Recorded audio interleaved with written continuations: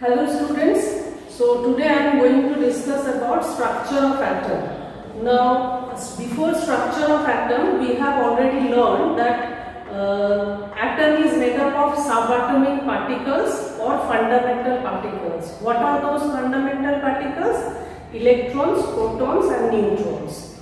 Now structure of atom means where does the electrons, protons and neutrons stay and how they are arranged in an atom. That is actually structure of an atom. Each element they have these kind of fundamental particles. There is only one element, that is hydrogen, which is having only two fundamental particles, that is electron and proton. But other than hydrogen, all other elements they have all three types of fundamental particles. Now why there is a difference between the atoms of different element? Although all the atoms of the element they contain same particles, that is electron of a particular atom and electron of another particular atom, they are same in nature, they have same mass, they have same charge, everything is same. Then where is the difference? The difference is in the number of fundamental particles. How each element is going to differ from each other, it depends upon the number of fundamental particles present in each atom of a particular element. Because the properties of a particular element depend upon the number of fundamental particles.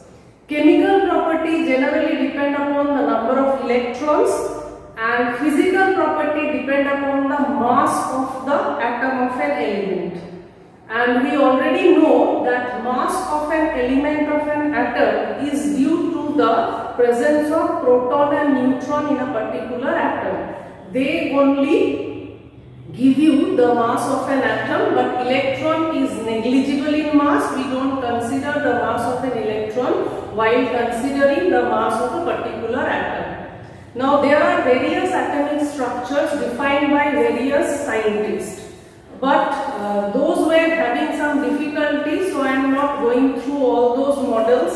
There were Thomson's model, then Rutherford model, and the last one is Bohr model. So last one, Bohr model, I want to make you recall. According to Bohr, the central part of an atom is called the nucleus of an atom.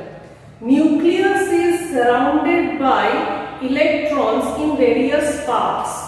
Atom is generally considered as spherical in nature. This one is nucleus where all neutrons and protons are found. In a particular atom, whatever may be the number of neutrons and protons, they are found at the center, and this center is called nucleus of an atom. And this is the heaviest part of an atom. Atom is a spherical shaped substance which is very small in size. Now this nucleus is surrounded by electrons. Those electrons are found in different orbits or cells. যেরকম একটা রুমে একটা বাড়িতে অনেকগুলো room হয়, so in different room different peoples can be found. Similarly here around the nucleus there are various orbits. In a particular orbit some particular electrons can stay, and these orbits are associated with a particular amount of energy. Particular amount of energy, this is the first orbit. Now this one is the second orbit. Similarly this one is the third orbit. In this way the orbits are going to continue. So this is called the first orbit is known as first energy level. This one is second energy level. This one is third energy level, etc. And they are denoted by K, L, M, N, etc.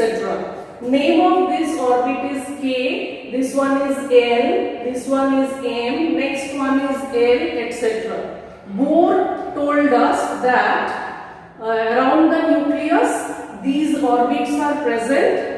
Electrons are going to revolve in in a particular orbit according to energy associated with it. Another thing he told, until and unless the electron is not going to jump from one orbit to another, the energy associated with the electron will remain constant. This is the first energy level, this is second energy level, this is third energy level. So more energy levels are increasing, amount of energy associated with the electrons also increases. If electron has to jump from the first energy level to second energy level, then it needs to gain energy, then only it will jump to the next higher energy level. On the other hand, when the electron has to jump from the second energy level to the first one, it will release some amount of energy, then only it will come back here or it will go here. So, each electron is associated with a particular amount of energy, and that energy is fixed until and unless it is in a particular orbit. Around the nucleus, electrons are revolving in various orbits. This is all about Bohr's atomic model.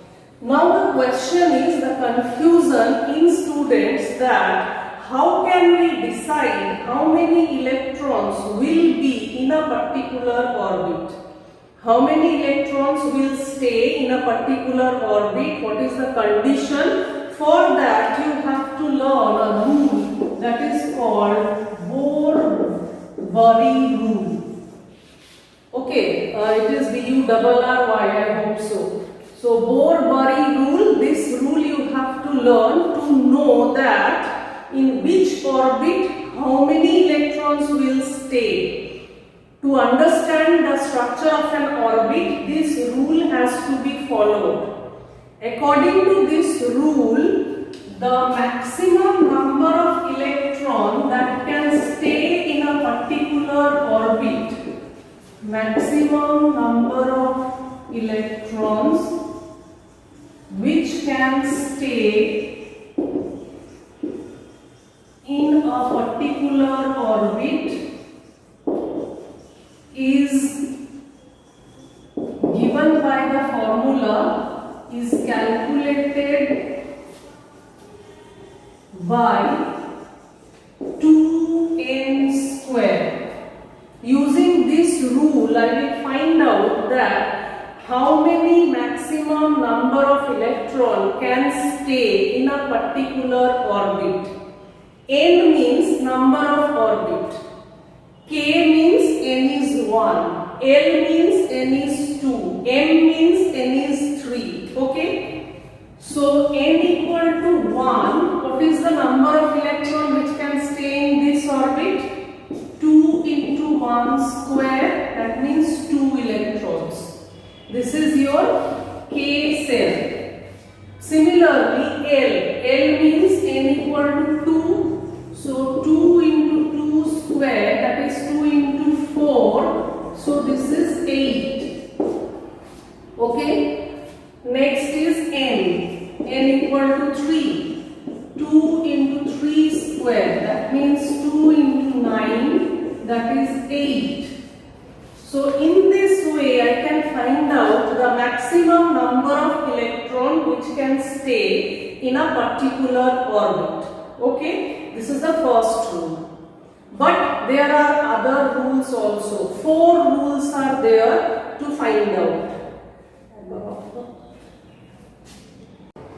Now the other rules. First rule I already told you. Second rule, the maximum number of electrons that can be accommodated in the outermost orbit, it is 8. That means more than 8 electrons cannot be in the outermost cell. Suppose I told you K, L, M, N. I know that in M cell maximum 18 electrons can be accommodated. But if it is the last cell, there cannot be more than 8 electrons. This is the rule. Why? 8 electrons in the outermost cell give stability to the atom. While writing electronic configuration means how many electrons are present in which configuration. So we have found that while writing electronic configuration, the noble gases means helium, neon, krypton, xenon, these are noble gases. They do not participate in any chemical reaction. Why? Because they are stable atoms, and everything in this world wants to gain stability. Okay? So as everything in the world wants to gain stability, so all element wants to gain a stable electronic configuration like the noble gases. So in the last cell, in noble gases except helium, we have found that everyone is having 8 electrons in the outermost cell. So from there the conclusion came that maximum 8 electrons can stay in the outermost orbit, and this will give the stability to the atom. We cannot accommodate more than 8 electrons in the outermost cell. If we do so, it will become unstable. Okay? So while writing electronic configuration, this rule also you have to keep it in your mind. Next one, maximum number of electrons which can be accommodated in the penultimate orbit or penultimate cell. Which one is penultimate orbit? Before the last cell, that is second last cell. Maybe the capacity of that cell is 32. But maximum number of electron in the second last cell will be 18 only. Or capacity 32 থাকলে ওতে 18 এর বেশি যাবে না. Maximum 18 electron can go in the second last cell. Okay? Fourth one, electrons in an atom do not occupy new cell unless all the inner cells are completely filled up. This will be shown using one example. Until and unless the inner cells are filled up means maximum capacity is fulfilled, it will not go to the next cell. Okay? So according to our rule, maximum 2 electron can stay in the first cell. Suppose suppose the atomic number of an atom is 3. 3 means it is having 3 electron. So if I keep 1 electron in the first orbit and 2 electron in the second orbit, it will be wrong. Why? Because in the first orbit we have seen maximum number of electrons which can stay in the first orbit is 2. So that 2 has to be fulfilled, and then the third one it will go to the second orbit. This you have to remember. So using the rule, suppose I am going to write the electronic configuration of sodium. Sodium atomic number is 11. So how I will arrange the electrons around the nucleus? If I draw a small model, this one is sodium atom. Okay, so this is the nucleus, protons and neutrons are present. First orbit, how many electrons will be there? In first orbit, we know that maximum 2 electrons can stay. So I will draw 2 electrons, small electrons, 2 electrons. So 2 has already gone. Now how many are left? Out of 11, 2 gone. 9 are left. In the second cell, I know that maximum 8 electron can stay. So in the second cell, 8 electrons. 1, 2, 3, 4, 5, 6, 7, 8. How many are left? 2 plus 9, 2 plus 8, 10.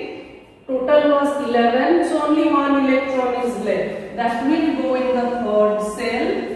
So this is the structure of sodium. While writing the electronic configuration, how can I write? K, L, M. Here 2, here 8 and here 1. Using the Bohr-Berry rule. Okay?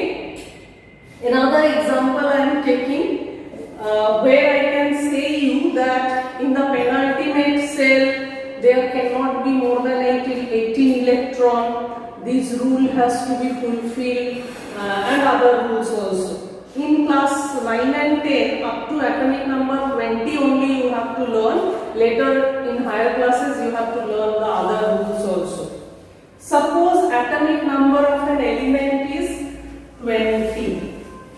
How can I write the electronic configuration of this electron? So K, L, M and K, L, M, N, these are the orbits. Okay. So 20, how to distribute? In the first cell 2. Okay. Out of 20, 2 gone, then 18 are left. I know in the second maximum 8 electron can stay. So 8. 2 plus 8, 10. Out of 20, 10 has gone. So how many are left? Another 10 is left. Now, am I able to write 10 here?